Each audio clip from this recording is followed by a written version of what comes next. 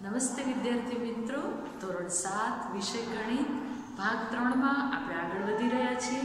તમે આગળ ઉદાહરણો બધા જે જોયા છે એ ઉદાહરણોને અનુલક્ષીને જ દાખલા છે, એટલે તમે ઉદાહરણ ધ્યાનથી સમજ્યા હશો તો આ દાખલા એકદમ ઈઝી છે, જેની અંદર તમે જોયું હતું કે આકૃતિઓ દોરેલી હોય અને એની સમાંતર બાજુ ચતુષ્કોણ હોય તો તમારે પાયો અને વેધ એનું સૂત્ર સાથે લેવાનું હોય ક્ષેત્રફળમાં, અને ત્રિકોણનું ક્ષેત્રફળ હોય તો 1/2 ગુણ્યા b ગુણ્યા h।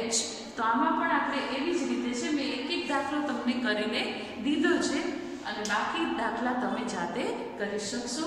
દાખલા નંબર 1 આપણે 11.2 સ્વાધ્યાયની અંદર જોઈએ, એમાં d મેં લીધો છે, સમાંતર બાજુ ચતુષ્કોણ છે આ, જેની અંદર આ વેધ છે અને આ બાજુઓ છે। તો પાયો b બરાબર કેટલા છે તો કે 5 સેન્ટીમીટર અને ઊંચાઈ h એ કેટલી છે 4.8 સેન્ટીમીટર। તેના પરથી આપણે સમાંતર બાજુ ચતુષ્કોણનું ક્ષેત્રફળ શોધવાનું છે, તો b ગુણ્યા h કરીશું, એટલે કે 5 ગુણ્યા 4.8 કરતા ગુણાકાર, અહીં પોઈન્ટ વાળા ગુણાકાર, માત્ર આ ચેપ્ટરની અંદર તમને જો સૂત્ર આવડતા હોય ને તો એના ગુણાકાર ભાગાકાર એટલું જ છે, પણ એ તમારે ધ્યાનથી પોઈન્ટ વાળા હોય માટે કરવું જરૂરી છે। તો 5 ગુણ્યા 4.8 કરો તો જવાબ શું મળશે 24 સેન્ટીમીટર સ્ક્વેર। એવી જ રીતે હવે દાખલા નંબર 2 જોઈએ, બાકીના દાખલા બેટા જાતે કરજો, આમાં બીજામાં પણ હું એક કરાવું છું, જાતે કરજો, જેની અંદર ત્રિકોણનું ક્ષેત્રફળ છે। હવે ત્રિકોણના ક્ષેત્રફળમાં અહીં તમે જોઈ શકો છો કે માપ આપેલું છે 5 સેન્ટીમીટર અને 3.2 એનો વેધ છે, બરાબર। તો b બરાબર 5 અને h બરાબર 3.2 સેન્ટીમીટર થાય છે। હવે એનું સૂત્ર આપણે મૂકીએ, સૂત્ર આપણે આવડે છે 1/2 ગુણ્યા b ગુણ્યા h। પરીક્ષામાં પણ યાદ રાખજો બેટા, તમે સૂત્ર લખો છો તો તમને અડધો માર્ક્સ તો આસાનીથી મળી જાય છે, પછી એમાં કિંમત મૂકો છો 1 માર્ક્સ મળે છે, અને જ્યારે જવાબ આવે છે ત્યારે, એટલે આ રીતે સ્ટેપ વાઇઝ આપણે જો ગણિતમાં આ રીતે કરીએ તો આપણને પૂરા માર્ક્સ મળી શકે। તો 1/2 ગુણ્યા b ગુણ્યા h એટલે કે 1/2 ગુણ્યા 5 ગુણ્યા 3.2 કરતા જવાબ શું મળશે 8 સેન્ટીમીટર સ્ક્વેર। એટલે 16 × 32 એટલે 1.6 અને 16 × 80 એટલે 8.0। આ રીતે આપણે ગણિતમાં ફટાફટ જો આપણે આંખ ફાવતા હોય તો ગણતરી સરળ થઈ જાય। હવે આપણે દાખલા નંબર 3 જોઈએ, ખૂટતા મૂલ્ય, જેમાં કોષ્ટક આપેલા છે અને કોષ્ટક પરમાં તમને અમુક રકમની જે ઓલી કિંમત છે એ આપેલી છે અને અમુક શોધવાની છે। તો અહીં આપણે શું આપેલું છે તો કે આધાર શોધવાનો છે, સી મેળવ્યું છે। તમારા ટેક્સ્ટ બુકમાં દાખલા નંબર 3 11.2 નું જોજો તો તમને ખ્યાલ આવી જશે। કોષ્ટકમાં આધાર શોધવાનો છે, ઊંચાઈ 8.4 છે અને સમાંતર બાજુનું ક્ષેત્રફળ, જો ક્ષેત્રફળ આપી દીધું છે એ કેટલું છે 38.72 સેન્ટીમીટર સ્ક્વેર।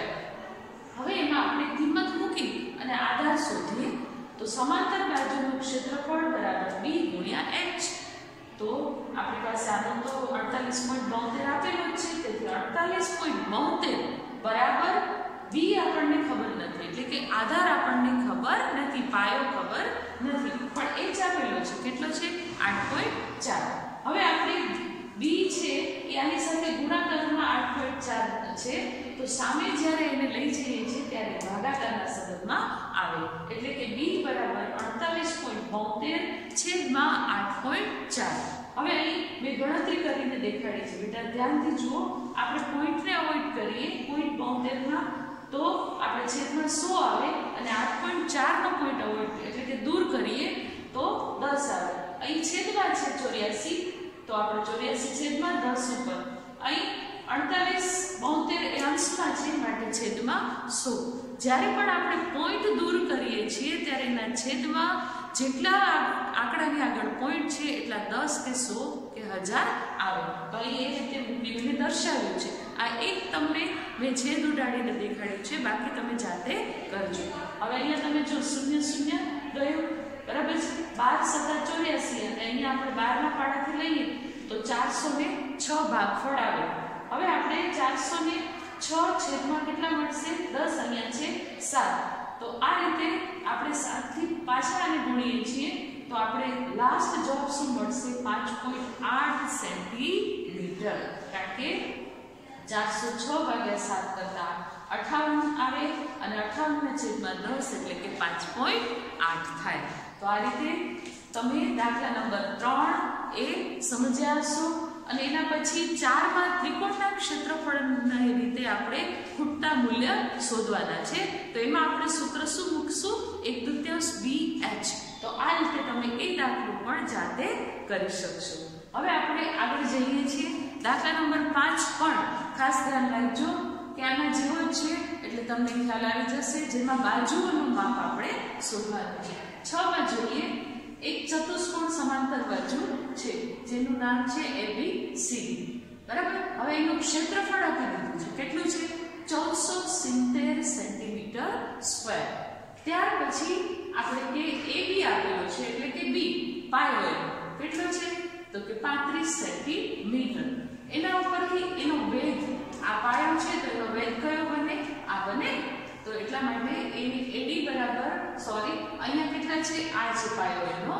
તો AD એની આ બાજુનું માપ છે 49 સેન્ટીમીટર અને H એના પરથી આપણે એનો BM આ શોધવાનો છે અને DL અહીંયા છે L એ આપણે DL શોધવાનો છે. તો આ રીતે આપણે જે આપેલું છે માપ એના પરથી દરેક બાજુનું માપ શોધવાનું છે. તો ચતુષ્કોણ ABCD નું ક્ષેત્રફળ બરાબર B ગુણ્યા H. આપણે એ સૂત્ર છે એ સૂત્રમાં કિંમત મૂકીએ એટલે કે AD ગુણ્યા BM. B શું? તો કે AD, બરાબર ને. અને એને પછી તમે જુઓ છો H શું છે? તો કે BM. હવે એનું કિંમત મૂકીએ છીએ તો કે 1470 ક્ષેત્રફળ તો આપેલું છે. તો આપણે એની કિંમત મૂકતા B એટલે 49 આપણી પાસે છે પણ BM આપણી પાસે છે નહીં. એ આપણે શું કરવું પડશે? શોધવું પડશે.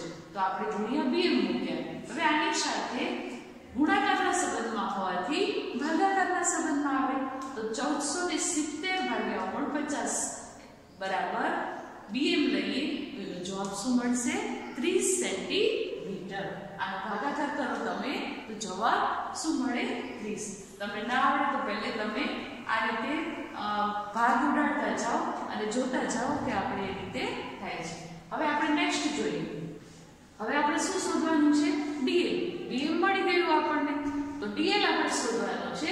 તો DL માટે પણ ચતુષ્કોણ ABCD નું ક્ષેત્રફળ, હવે એની માટે AB પાયો અને DL આપણે શોધવાનું છે. તો AB ગુણ્યા DL. તો 1470 બરાબર AB એટલે 35 ગુણ્યા DL.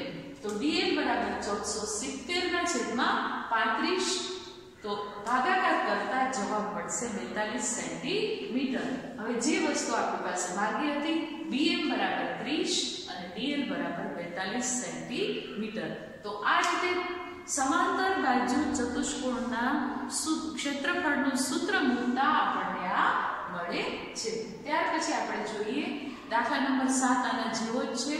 તમે જાતે કરી શકશો. ત્રિકોણનું ક્ષેત્રફળને આધારે છે. હવે હું તમને ત્રિકોણના ક્ષેત્રફળના આધારે એક દાખલા નંબર 8 શીખવવા માટે જઈ રહી છું. એના પરથી બેટા 7મો આવડી જશે તમને. ત્રિકોણ ABC કેવો ત્રિકોણ છે? તો કે સમદ્વિબાજુ. બંને બાજુનું માપ કેવું છે? સમાન. AB બરાબર AC અને બંનેનું માપ કેટલું છે? 7.5 સેન્ટીમીટર. અને BC એનું BC કેટલો છે? Total 9 centimetre. હવે A માંથી BC પર લંબ તમે જુઓ છો કયો છે? AD એ છે 6 સેન્ટીમીટર. અને એ જ રીતે જો માપ હોય તો ત્રિકોણ ABC નું ક્ષેત્રફળ શોધો. અને C માંથી AB ને લંબ છે એની ઊંચાઈ CE આપણને શોધવાની છે. તો સૌથી પહેલા તો આપણે ત્રિકોણનું ABC નું ક્ષેત્રફળ શોધીએ. કારણ કે આપણી પાસે બે માપ છે. તો ત્રિકોણ ABC નું ક્ષેત્રફળ બરાબર 1/2 ગુણ્યા B ગુણ્યા H એટલે કે BC ગુણ્યા AD. તો અહીંયા આપણે એની કિંમત મૂકીએ છીએ 1/2. BC કેટલું છે? તો કે 9. અને આગળ તમે જુઓ છો AD કેટલો છે? તો કે 6. હવે આનો આપણે સાદું રૂપ આપતા 2 તેરી 6 એટલે કે 9 તેરી 27 સેન્ટીમીટર સ્ક્વેર શું મળ્યું આપણે ત્રિકોણ ABCD નું ક્ષેત્રફળ જે આપણે અહીં શોધવાનું હતું। હવે આપણે આગળ એમાં જોઈએ કારણ કે આપણે બીજું માપ પણ શોધવાનું છે। હવે ત્રિકોણ ABC નો પાયો એ રેખાખંડ AB પર વેધ રેખાખંડ CE જે મેં તમને અહીંયા હમણાં જ સમજાવ્યું તેના પરથી શું કહે છે કે AB બરાબર 7.5 અને ત્રિકોણનું ક્ષેત્રફળ આપણને મળી ગયું 27 સેન્ટીમીટર સ્ક્વેર।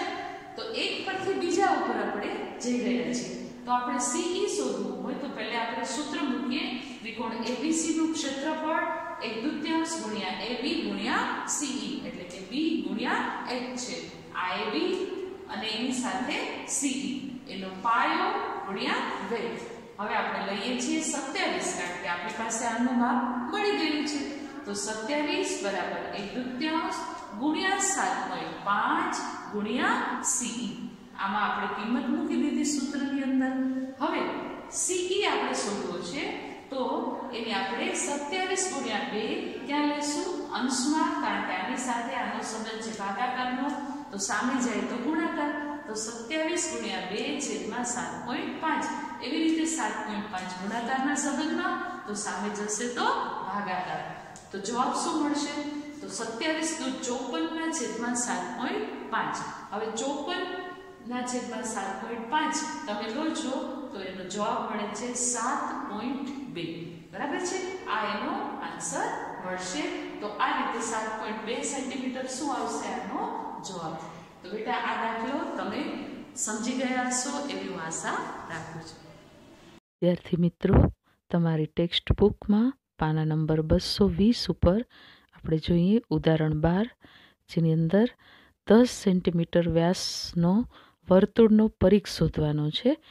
વર્તુળનો વ્યાસ આપેલો હોય ત્યારે આપણે વર્તુળનો પરિઘ શોધવા માટેનું સૂત્ર છે પાઈ ડી કારણ કે ડી એટલે વ્યાસ અને આર એટલે ત્રિજ્યા। ડી ને આપણે 2 ગુણ્યા આર કરીએ તો એ વ્યાસ બની જાય અને આરને D/2 કરીએ તો એ ત્રિજ્યા બની જાય પણ અહીંયા આપણે વ્યાસ આપેલો છે માટે આપણે સૂત્ર લેશું પાઈ ડી।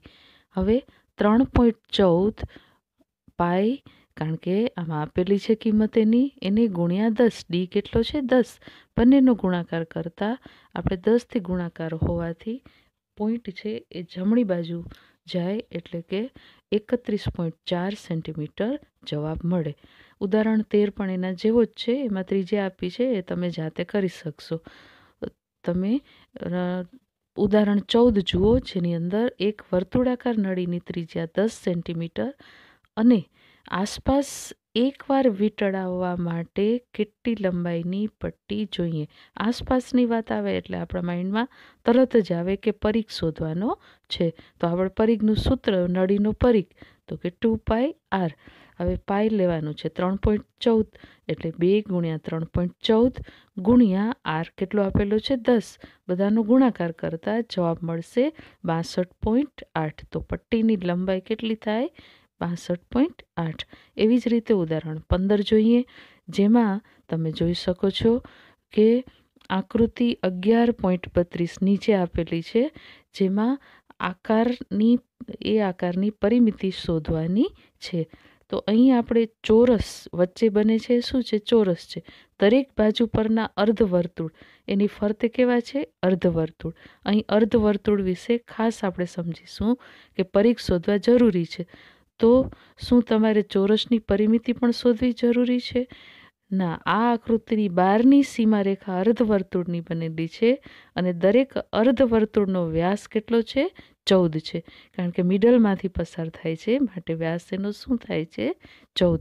તો અહીં આપણે જાણીએ કે વર્તુળનો પરિઘ એટલે પાઈ ડી પણ અર્ધવર્તુળ હોવાથી આપણે આગળ શું મૂકવું પડે 1/2 એટલે કે 1/2 પાઈ ડી તો 1/2 ગુણ્યા અહીંયા આપણે કિંમત નથી આપી પાઈની માટે લેશું 22/7 એને ગુણ્યા 14 બધાનો સાદું રૂપ આપતા જવાબ મળે 22 સેન્ટીમીટર એટલે કે દરેક અર્ધવર્તુળ હશે એની પરિમિતિ શું મળશે 22 સેન્ટીમીટર। અને આ રીતે 4 જે અર્ધવર્તુળાકાર છે આપણી પાસે, તો એ 4 અર્ધવર્તુળાકારની પરિમિતિ જાણવી હોય તો 4 × 22 કરીએ તો જવાબ શું મળશે? 88 સેન્ટીમીટર. તો આ આકૃતિનો જે માગ્યો છે પ્રશ્ન પરથી પરિમિતિ શોધો, તો એનો જવાબ મળશે 88 સેન્ટીમીટર. હવે આપણે પાના નંબર 221 ઉપર જોઈએ ઉદાહરણ 16, જેની અંદર આપેલું છે કે 7 સેન્ટીમીટર ત્રિજ્યાવાળી વર્તુળાકાર તકતીને સુધાંશુ 2 સરખા ભાગમાં વહેંચે છે. દરેક અર્ધવર્તુળાકાર તકતીની પરિમિતિ કેટલી થાય?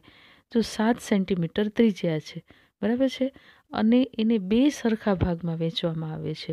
હવે અર્ધવર્તુળાકાર તકતીની પરિમિતિ જો શોધવી હોય તો તેના માટે આપણે શું, તો કે એક અર્ધવર્તુળાકારનો પરિઘ શોધવો પડે અને વ્યાસ, કારણ કે જે વચ્ચે જે લીટી પસાર થાય છે એ ભલે અર્ધવર્તુળાકાર કરે છે પણ એ શું છે? વર્તુળનો વ્યાસ. તો આપણે વ્યાસ શોધવા માટે ત્રિજ્યા આપેલી છે. ત્રિજ્યા કેટલી છે? 7. તો તેના પરથી આપણે જાણીએ છીએ કે વર્તુળનો પરિઘ બરાબર 2πr, પણ અર્ધવર્તુળાકાર હોવાથી 1/2 × 2πr, એટલે કે આપણે માત્ર πr મળે. 2 ને 2 ઉડી જાય. હવે πrમાં પાઈની કિંમત 22/7 અને ત્રિજ્યા થાય 7, એટલે કે 22/7 × 7, તો 7 7 ઉડી ગયા, તો જવાબ મળે 22 સેન્ટીમીટર. હવે વર્તુળનો વ્યાસ શોધવો છે આપણે. તો વ્યાસ એટલે તો કે 2r, કારણ કે ત્રિજ્યાનું ડબલ થાય, તો 2 × 7, તો વ્યાસ કેટલો મળે? 14 સેન્ટીમીટર. આમ દરેક અર્ધવર્તુળાકાર તકતીની પરિમિતિ 22 સેન્ટીમીટર પ્લસ 14 સેન્ટીમીટર. આ ખાસ ધ્યાન રાખજો, કારણ કે જો આ ન શોધીએ તો આપણને જવાબ મળે નહીં. તો આ બંનેનો સરવાળો કરતાં કેટલા આવે? 36.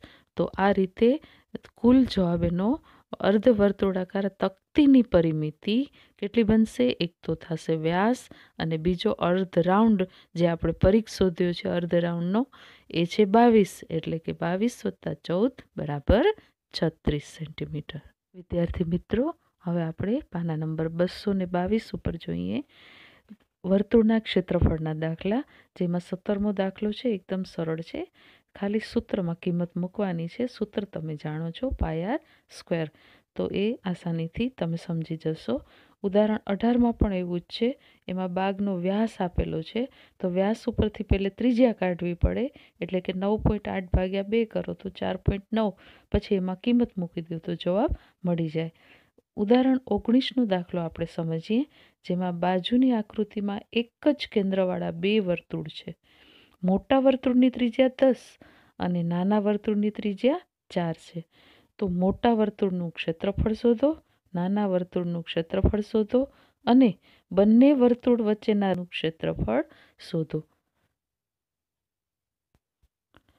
હવે આપણે જોઈએ સૌથી પહેલે મોટા વર્તુળની ત્રિજ્યા, તો એ કેટલી છે? 10 સેન્ટીમીટર. તેથી મોટા વર્તુળનું ક્ષેત્રફળ આપણે શોધીએ πr² સૂત્ર મૂકીને, તો 3.14 × 10 × 10, r² એટલે ત્રિજ્યાને 2 વખત લેવાની, 10 × 10. તો આ રીતે બધાનો ગુણાકાર કરતાં જવાબ શું મળશે?